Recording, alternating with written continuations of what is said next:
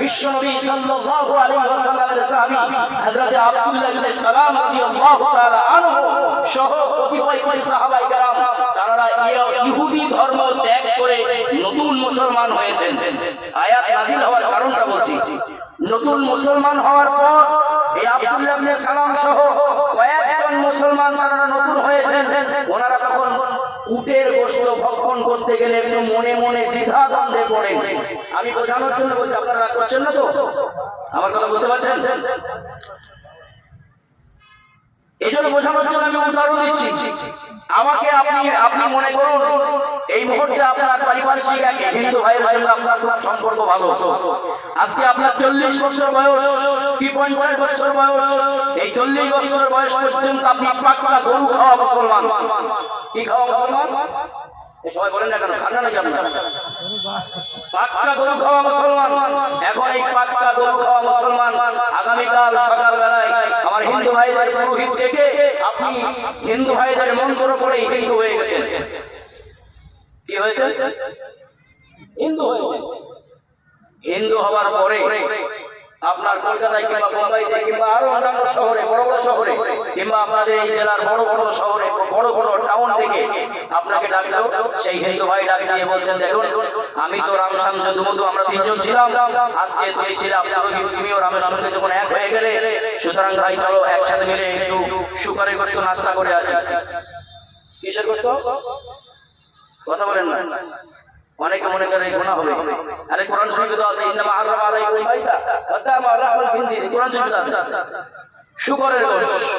আপনি যখন খেতে গেলেন এই 40 বছর কিন্তু গরু হয়েছেন, কোনদিন শুকরের গোশত চোখেও দেখেননি। আপনি যখন খেতে যাবেন একটু বুদ্ধি করে মনে থেকে বিবেক নাড়া দিয়ে কিন্তু জানতো আমাকে, আপনি কি এক চান্সে আপনি কি ওই শুকরের গোশত খাবেন? কেন?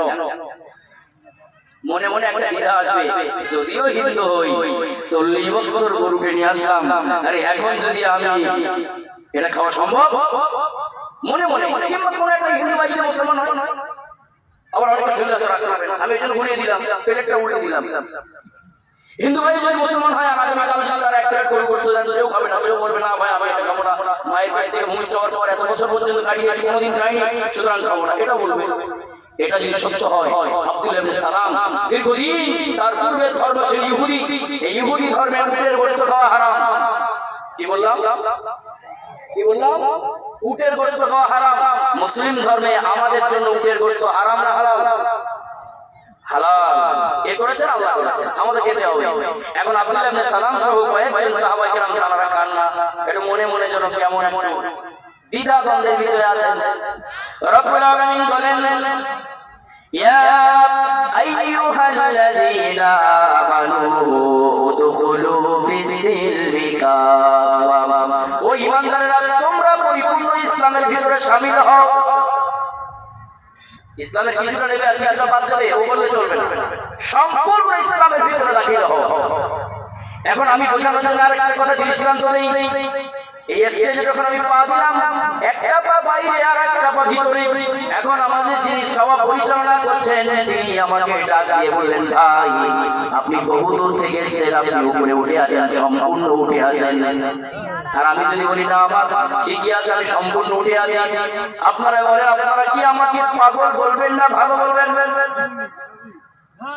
পাগল বলবেন না? একটা পা বাইরে একটা পা ভিতরে, পাগল তো বলবেন।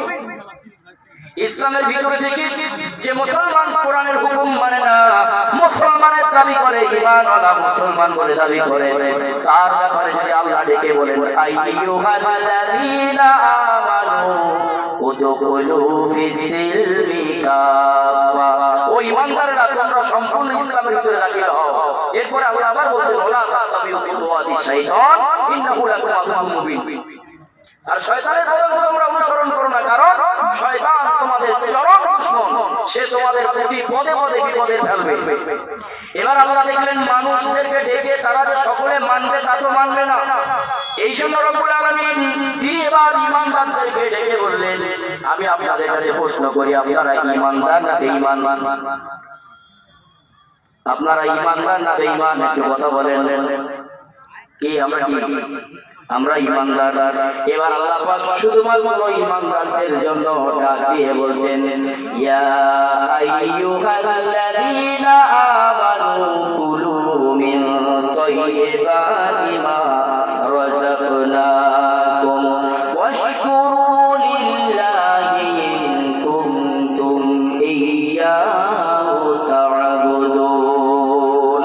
ঈমানদাররা তোমরা শোনো, এতক্ষণ আল্লাহ মানুষদেরকে রেখে বলেছেন, তার ভিতরে হিন্দু, খ্রিস্টান, ইহুদি, মুসলিম সব আছে, কিন্তু এবার আল্লাহ ডাকছেন শুধুমাত্র ঈমানদারদেরকে। এই প্যান্ডেল নিচে যারা আছেন আপনাদেরকে এবার আল্লাহ ডাকছেন, দিয়ে বলছেন, ও ঈমানদাররা তোমরা শোনো, কুলু মিন তাইয়্যিবাতি মা রাযাকনাকুম ওয়াশকুরু লিল্লাহ। তোমরা খাও, তোমাদেরকে যা রিজিক দিয়েছি তোমরা খাও, খাওয়ার পরে অন্তত একটু শুকর আদায় করো। একটু জোরে বলবেন, শুকরিয়া হবে কার?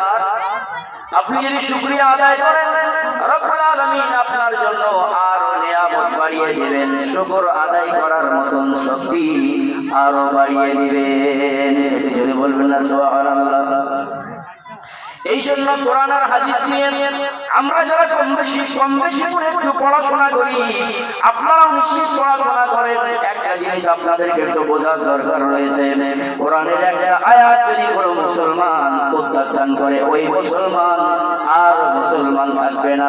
কোরআনের উপরে ঈমান এনেছি, রাসূলের উপরে ঈমান এনেছি, হাদিসের উপরে আমাদের ঈমান আছে, কালেমার উপরে তো ঈমান পেয়ে এনেছি। প্রথম কথায় আল্লাহর উপরে ঈমান এনেছি, কবরের উপরে ঈমান এনেছি, কবরে আযাবের সত্যতার উপরে ঈমান এনেছি, হাসরের দিনের উপরে ঈমান এনেছি, কিয়ামতকে বিশ্বাস করেছি, জান্নাত জাহান্নামকে বিশ্বাস করেছি।